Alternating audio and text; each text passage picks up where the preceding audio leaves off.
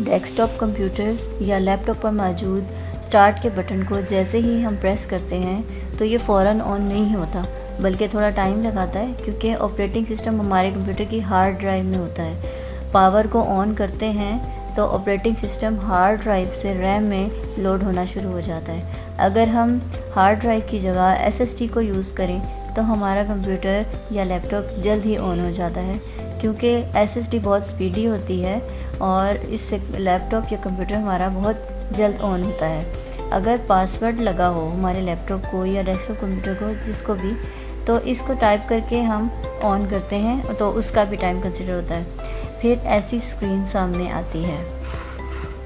ये डेस्कटॉप है, इसको हम डेस्कटॉप बोलते हैं पूरी स्क्रीन को। इस पर स्टार्ट में बेसिक आइकन्स होते हैं, like recycle been, this PC और यूज़र का फोल्डर।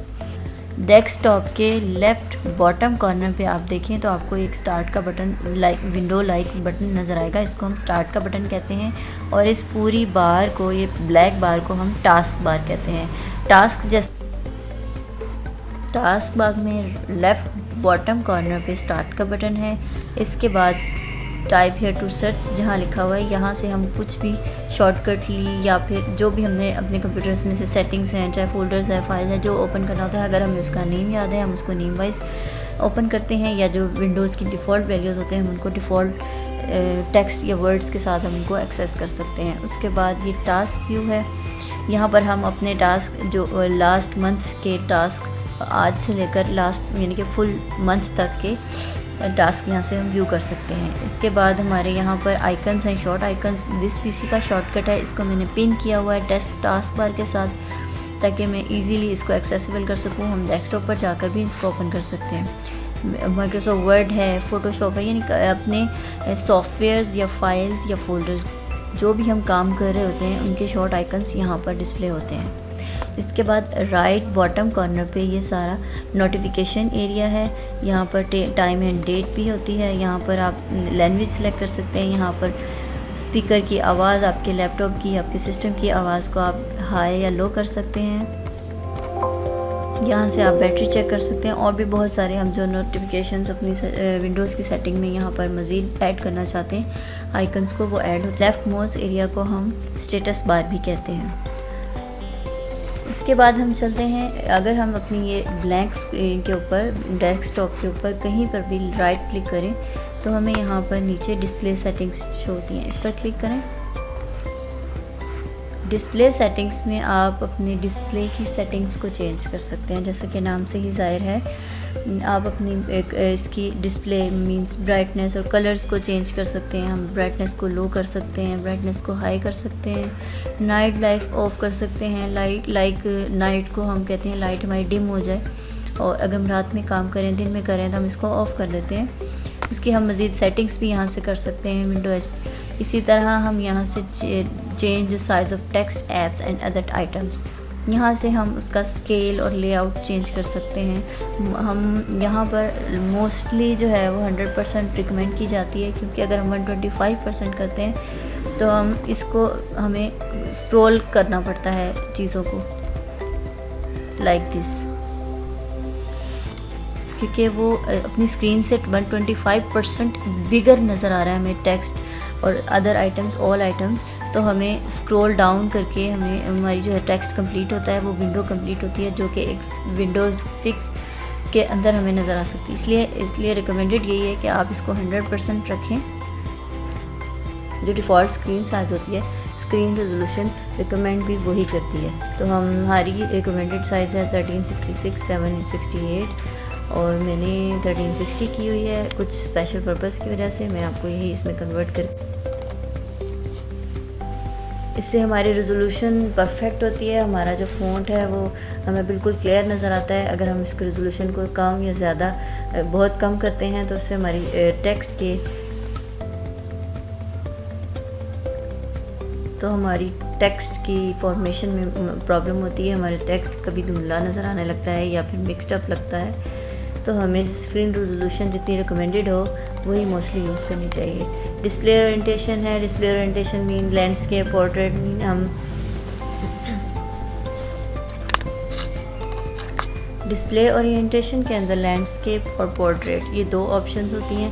लैंडस्केप को आप समझते होंगे, लैंडस्केप होता है जो चौड़ाई की तरफ ज़्यादा होता है और पोर्ट्रेट लंबाई की तरफ ज़्यादा होता है। तो हमें ये मोस्टली हम लैपटॉप्स वगैरह में इस चीज़ को बहुत कम यूज़ करते हैं, ये ना होने के बराबर होती है। ये टैबलेट्स में या फिर मोबाइल फ़ोन में ज़्यादा इसका यूज़ होता है। जैसे हम कोई वीडियो देख रहे हो यूट्यूब पर, जब हम उसको प्ले करते हैं तो हम उसको लैंडस्केप फॉर्मेट में पकड़ लेते हैं, लैप लेते हैं, ताकि हमारी वीडियो हमें क्लियर नज़र आए फुल स्क्रीन पर। तो ये सेटिंग्स मोबाइल्स और टैबलेट्स के लिए ज़्यादा रिलायबल होती हैं।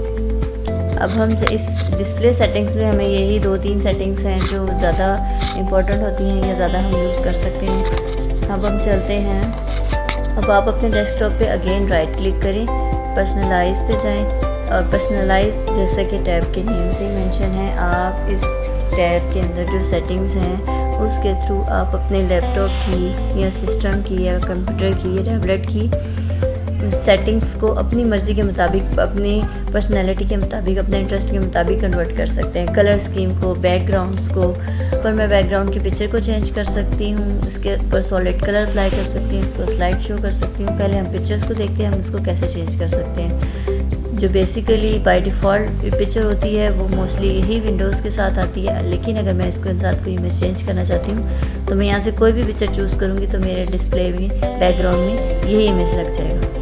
मैं आपको चेक कराती हूँ कि ये मेरे डेस्कटॉप के ऊपर बैकग्राउंड इमेज चेंज हो चुका है। दोबारा हम चाहते हैं और अगर हमारे सिस्टम में कोई इमेज पड़ा है, हम वहाँ से इसको यूज़ कर लगाना चाहते हैं तो ब्राउज़ पे जाएंगे, यहाँ से अपने सिस्टम में फ़ोल्डर को लोकेट करेंगे और यहाँ से जो इमेज चाहे हम लगा सकते हैं अपने बैकग्राउंड पे। मैं एक्वेरियम वॉलपेपर मैंने डाउनलोड करके रखा हुआ है, मैं ये अपने बैकग्राउंड पे लगाना चाहती हूँ। मैं इसको सेलेक्ट करूँगी, यहाँ से चूज़ पिक्चर करूँगी और ये अप्लाई हो जाएगा। यहाँ से हमें शो हो जाता है कि ये अप्लाई हो चुका है। हम इसको मिनिमाइज़ करके, ये 3 कंट्रोल होते हैं हर विंडो के ऊपर। क्रॉस में है ये रेड कलर में, इसका मीन्स कि हमने ये विंडो क्रॉस करनी है। ये स्केयर फॉर्म में 2 स्केयर्स लगे हुए, इसका मीन्स है कि हमने इसको रिस्टोर करना है। मीन्स के स्केयर फॉर्मेट में जो आइकन्स बने हुए हैं इसका मतलब है हम अपनी विंडो को रिस्टोर कर सकते हैं लास्ट कंडीशन से। इसके अंदर दोबारा ये देखिए मैं इस पर क्लिक करती हूँ तो और ये इसको रीस्टोर कर देती हूँ। माइनस का मीन है कि हम इसको टास्क बार के ऊपर इस विंडो को फोल्ड कर देते हैं। मैं आपको करके दिखा देती हूँ। मिनिमाइज़ किया, ये पूरी डेस्कटॉप शो होने लग गई है और वो विंडो मेरी टास्क बार के ऊपर फोल्ड हो गई है। मैं यहाँ से इसको दोबारा इसके ऊपर क्लिक करूँगी तो ये दोबारा विंडो शो होना शुरू हो जाएगी। ठीक है, अच्छा हम पिक्चर की तरफ दोबारा अब जाते हैं सॉलिड कलर्स की तरफ। यहाँ से मैं बैकग्राउंड के लिए अगर सॉलिड कलर को चूज़ करती हूँ तो यहाँ से हम कोई भी अपना फेवरेट कलर चूज़ करके देखते हैं। पिंक कलर अप्लाई करके इसको देखें कि पिंक कलर कहाँ अप्लाई हुआ है, इसके बैकग्राउंड में। ये बैकग्राउंड सिंगल कलर का हुआ है जस्ट इसके बैकग्राउंड में ये पिंक कलर अप्लाई हो गया। इसके अलावा हम कलर्स के अलावा अगर स्लाइड शो में जाते हैं तो स्लाइड शो का मतलब है कि हम बहुत सारे इमेजेस एक फ़ोल्डर में रख के उस फोल्डर को चूज़ करते हैं तो वो पूरा फोल्डर के जो इमेजेस हैं वो ट्रैवर्स करते जाते हैं, एक इमेजेस अप्लाई होते रहते हैं। यहाँ से हम एक ही पिक्चर यहाँ पर है, हम ब्राउज़ करते हैं और हम कोई भी पूरा फोल्डर सेलेक्ट कर सकते हैं